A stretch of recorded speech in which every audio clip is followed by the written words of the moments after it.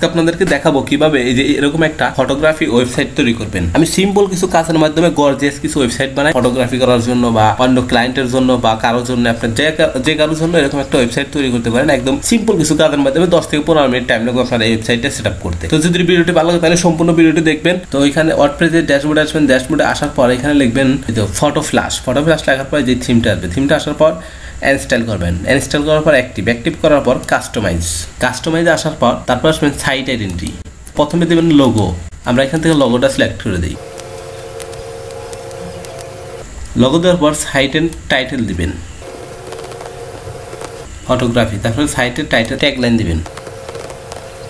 দেওয়ার পর site icon crop করে দেব। সাইট আইকন তো আপনারা বুঝছেন, সাইট আইকন হচ্ছে www. তারপরে থাকবে আমাদের যে সাইটের নাম আছে নামের আগে থাকবে উপরে একদম। দেওয়ার পর পাবলিশ, তারপরে সে কালার, আমরা সাইটের কালার দেব। যেহেতু আমাদের ফটোগ্রাফি সাইট তো আমাদের একটু গর্জিয়াস রাখতে হবে। সাদা আছে, এটা আমরা ব্যাকগ্রাউন্ড টপ হেডার এই যে টপ হেডারের কালার, এই যে এই কালারটা আমরা চেঞ্জ করে দেব। এখান থেকে আমরা নীল কালার দিই। তারপরে select background colour for header, আমরা এখান থেকে হেডারের কালার সিলেক্ট করে দেবো। হেডার আমরা কি দেবো, এই আমার হেডার সেকশন একটু গর্জিয়াস করে দিই। এখন ঠিক আছে। তারপরে সিলেক্ট ব্যাকগ্রাউন্ড কালার ফর ফুটার, আমাদের এই ফুটারের ব্যাকগ্রাউন্ড কালার, ফুটারে আমরা ব্যাকগ্রাউন্ড কালার দিব।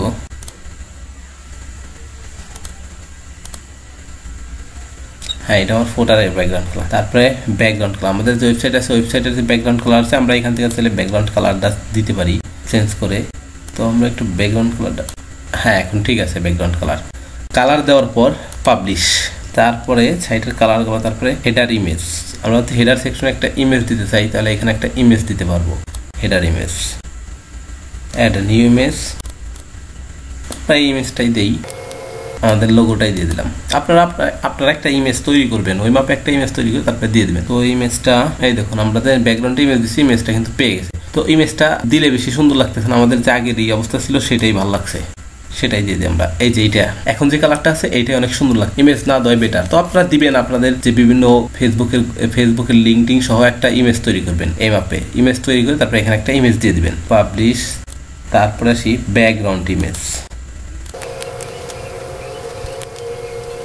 এই দেখুন আমরা ব্যাকগ্রাউন্ড ইমেজটা দিলাম, এই যে এই ইমেজটা আমাদের ব্যাকগ্রাউন্ডে দিলাম। তো এই ইমেজটা ব্যাকগ্রাউন্ডে দিলাম, পজিশন মেডেল করে দিই, মেডেল পজিশন, তারপরে রিপিট ইমেজ, স্ক্রল ইমেজ। এখন ঠিক আছে। তারপরে আমরা আরেকটু চেঞ্জ করি, ফিট ইমেজ দিই। এই যে এখন ঠিক আছে, এই যে আমরা ইমেজটা, এই দেখুন এখন ঠিক আছে আমাদের ইমেজটা দেওয়ার পর পাবলিশ। আপনারা এখান থেকে দেখবেন কোন দিকে দিলে ইমেজটা দিলে ঠিক মতো পায়, কোন সাইডে দিতে হবে, ফিট দিলে ঠিক হয় নাকি। আপনারা এটা এইখান থেকে দেখে তারপরে এখান থেকে চেঞ্জ করবেন। তারপরে ব্যাকগ্রাউন্ড, তারপরে মেনু আমরা এখন ক্রিয়েট করব, মেনু পরে ক্রিয়েট করব। উইজেটসে যাই, সার্চ বার লিখে দিই, এখানে লিখে দিই সার্চ ফটো। যেহেতু আমাদের ফটোগ্রাফি ওয়েবসাইট তো আমাদের এখানে সবাই ফটোই সার্চ করবে। এই দেখুন সার্চ ফটো। তারপরে এখানে আমরা লিখে দিই, এখানে রিসেন্ট পোস্ট আছে, রিসেন্ট পোস্ট, এখানে আমরা লিখে দিই নিউ আপলোড, ডান। তারপরে রিসেন্ট কমেন্ট, এটাই থাক, রিসেন্ট কমেন্টই থাক। আপনারা চাইলে এখান থেকে চেঞ্জ করতে পারেন, আর্কাইভ, ক্যাটাগরিজ, তারপর মেটা, এগুলো থাক, সমস্যা নাই। তারপর আমরা ব্যাগ আসি, উইজেটসে দেখলাম। এখন আমরা চাইলে আবার নতুন কোনো উইজেটস যদি আমরা অ্যাড করতে চাই, এই যেখানে যদি আমরা উইজেটস অ্যাড করতে চাই, যেরকম ধরনের যেখানে আছে মেটা আছে, এখানে আমরা চাইলে আর একটা উইজেটস অ্যাড করতে পারবো। এই যে এখান থেকে আমরা এখান থেকে যেটা সিলেক্ট করবো সেটা এখানে পেয়ে যাবে। তো উইজেটস হিসাবে ওইখানে আমরা নিচে আর একটা দিই, আমরা ইমেজ দিই আর মেটাটা আমরা রিমুভ করে দিই, অ্যাড ইমেজ। এখানে আমরা আমাদের লোগোটা পদ্ধতি দিই, আপনারা আপনাদের বেস্ট যে ইমেজগুলো আছে সেগুলো এখানে নিচে দিয়ে দিবেন। তারপর পাবলিশ, তারপরে হোম পেজ সিটিং, হোম পেজের লেটেস্ট পোস্ট এটাই দিয়ে রাখবেন, স্ট্যাটিক পেজ দিবেন না, কারণ লাস্ট যে পোস্টগুলো করবেন সেটাই আপনার হোম পেজে শো করবে। তারপরে আসি টপ হেডারে আমরা আমাদের যে টপ হেডার আছে এই যে উপরে এখানে যে টপ হেডার আছে আমরা এখানে আমাদের সোশ্যাল আইকনগুলো আমরা এখানে অ্যাড করে দিব। তো ফেসবুক, এখানে আমরা ফেসবুকের ইউআরএল দেবো, আমি এখানে হ্যাশ দিয়ে ব্ল্যাঙ্ক করে দিতেছি, আপনারা ইউআরএল দিবেন।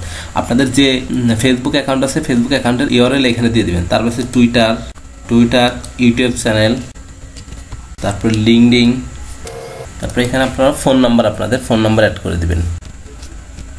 তারপর ইমেল অ্যাড্রেস, এই যে এই পাশে দেখুন আমাদের ফোন নাম্বার কিন্তু পেয়ে গেছে। এখানে যে টুইটার, ফেসবুক, ইউটিউব, লিঙ্কডইন এখানে পেয়ে গেছে। তারপর আমরা এখানে ইমেল অ্যাড্রেস দিব photo@gmail.com। এখানে কিন্তু আমাদের এই যে photo@gmail.com আমাদের মেইলটাও এখানে পেয়ে গেছে। এগুলো দেওয়ার পর হেডার, টপ হেডার সেকশন আমরা এভাবে চেঞ্জ করে দেবো। চেঞ্জ করে দেওয়ার পর পাবলিশ পেজে আসবো, তারপরে অ্যাড নিউ পেজ থেকে অল, তারপরে ক্যাটাগরিজ।